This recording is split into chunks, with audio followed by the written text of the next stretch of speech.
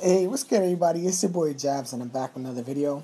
Now, this isn't going to be the Q&A that I promised you guys. That's going to be coming real soon. But this video is actually going to be a suggestions and recommendations that I would have for Kick 9 for any future updates that would happen on NBA On Net. Being that they mentioned that 6.0 is coming out soon, I just wanted to place a little input, like my input. And I also spoke to my club on New York, the New York Elite Club. We all discussed this, and this is some of the things that we came up with, and I just wanted to make a video on it. So, let's get into this, actually. Now, the first thing that we got into talking about was logos. And this is a real big topic that you could do a lot with. Now, when we say logos, we're talking about, obviously, the team logos. And basically, different logos mean different things. So now, as you guys know, if you guys have me added on the game, or if you guys see my lineup like in the background, you guys will see that I have the Chicago Bulls logo in my stuff. So that's obviously because I'm a Chicago Bulls fan. Usually people pick a certain logo because they're obviously a fan of the team. So I feel like they should have, the way they do it in tours and stuff like that, have certain logos that you choose for your whole team in general to affect certain stats in your game. For example, the Golden State Warriors, you'll maybe get a bonus in 3-point stats and defense, and one of your defensive stats. Chicago Bulls, maybe blocks and steals. And then, like, each team could have something different. And I feel like all the logos should be up, like, they could be upgraded. So you start them at, like, maybe 5%. And you can have either a different currency to upgrade it, or even you can have a regular currency like the gold, diamonds that we use here already to upgrade the logo. And then maybe as you level up, then you could upgrade the logo more. But having maybe add a cap of like maybe 20% and start it up at like 5%, and just stuff like that. That would probably be a good way for us to do to start it up. That's one thing that we talked about. But you're gonna hear me mention logos a lot, actually, because we really got into logos quite often. Like, it was a big topic. So I'm going to be mentioning logos a lot in this.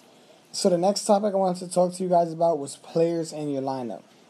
For example, certain players, besides chemistry, certain players played well with one another.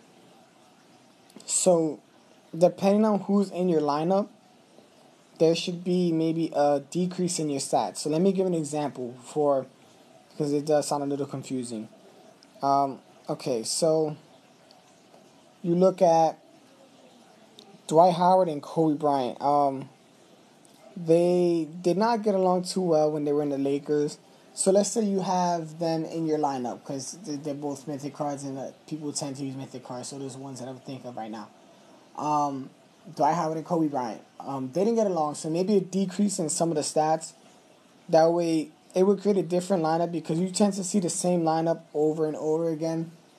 And that kind of makes the game, in my opinion, it gets a little boring, being that you see the same lineup over and over again. So whoever has the better lineup developed better and evolved more and higher level ranked up is basically who wins. And this honestly will give you a different variety of lineups. So now you're careful about who you pick in your lineup, instead of seeing a lot of the same class of 03 Shaq and Kobe lineup, because that's one that you see quite often. I'm seeing a lot of Thunder Trident, a lot of, and just stuff like that. Or maybe like, or an increase would be maybe Gary Payton and Dwayne Wade. As you guys know, they won a championship in 2006. And I'm sure they got along, because you don't really put together a championship team without players that don't get along. I don't know if I said that right, but you get what I mean, though. So that would be an increase in stats. Let's say you put Gary Payton and Dwayne Wade.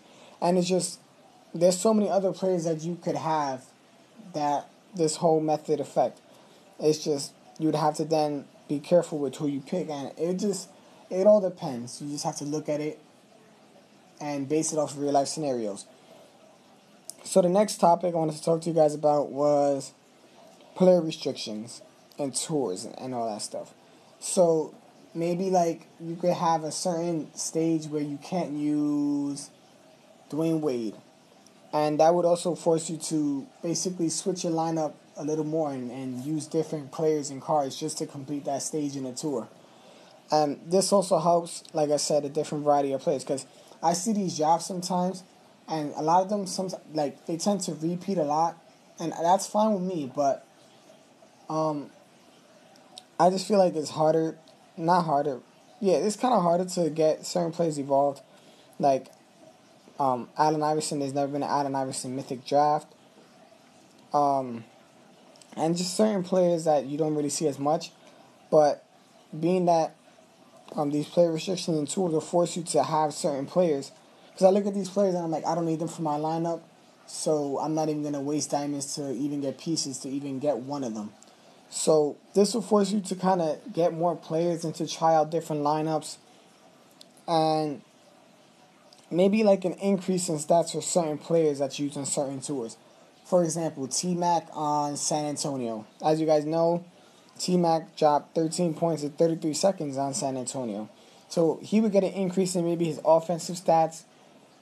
And then maybe Kobe for the Raptors, because he dropped 81 on the Raptors. So he would get an increase in stats.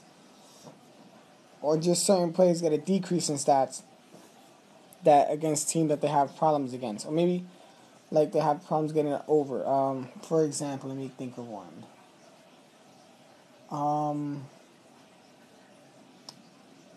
I can't really think of one right now, but I'm sure there's certain teams that can't really get past either certain players, or certain players can get past certain teams, so they would get a decrease in stats and maybe even restrict them from being used. And like I said, this would create a different set of lineups that people could use and have to use at that point if they were being recommended to be used. The next thing that I wanted to talk to you guys about was player matchups.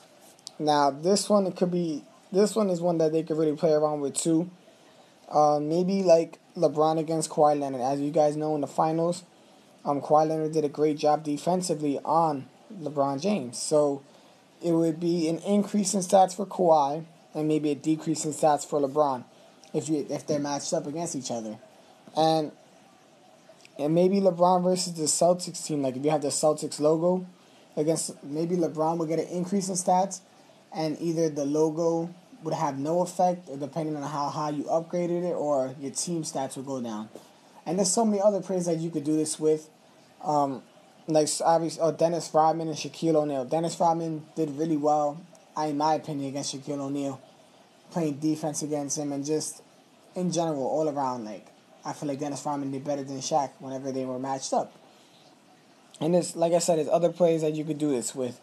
So whatever player got the best of the matchup would get an increase in stats, and the other player would get a decrease. And you could do this also with the logo. So like I said, this will also get people to probably switch up their lineup, because then you probably won't see passive 0-3 as much if you see like maybe a Kawhi Leonard against a Kawhi Leonard, because maybe it decrease in stats is a lot. So the next topic I want to talk to you guys about was free throws. Free throws, obviously, okay, that's not in the game, and I feel like there's like a pointless stat of interference. It doesn't really work as much as steals does. I feel like steals is more important than interference. And there's certain stats that I feel like that should be in the game. For example, free throws. Maybe they could contribute that in the game, and obviously certain players don't do as good on free throws. This will also have people develop maybe a free throw stat.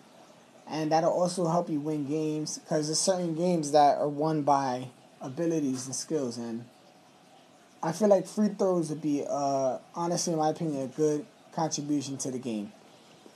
The next thing that I wanted to recommend was coaches.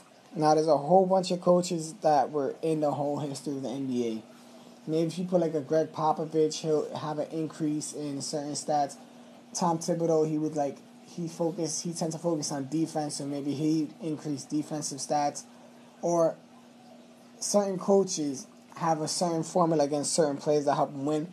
For example, Greg Popovich against Shaquille O'Neal, he started to use the Hack-a-Shaq, or now he does it on DeAndre Jordan. So that's where free throws, I think, will also come into play, or just a decrease in that player's stats because of the coach. because they tend to have their own way of guarding that player. So I feel like that would be a good contribution in my opinion. And then the next thing that I wanted to recommend was more legend and mythic cards. Now, some of those recommendations maybe like a mythic Derrick Rose. I would love to see a mythic Paul George. Even the legendary one releases. That one hasn't been released yet. I really want to see a mythic one though. Maybe a legendary Jimmy Butler and a legendary Kawhi Leonard. And there's just so many other players that I feel deserve at least a legend card or maybe even a mythic card that I can't think of right now, but there are a bunch of players. And I'm sure a lot of people feel the same way about other players too. The next thing I wanted to recommend was more chapters. Obviously, it stops at 41, but there's certain players that are in the game that don't have a chapter and that we can't really get. One of those players, I seen a Kareem Abdul-Jabbar, believe it or not. I seen a screenshot of it. Another one was, I've seen Jerry West in Fusion, but that's the only way to get him. And the Kembe Mutombo, I feel like there should be a chapter for him as well. And there's so many other players that are in the game that I feel deserve a chapter. The next thing that I want to talk to you guys about was more Road to Glory levels. As you guys know, it stops at 120. Maybe you could add certain mythic cards and that'll be more levels and it'll be, in my opinion, more fun and give you something else to strive for to get to the last level on that Road to Glory.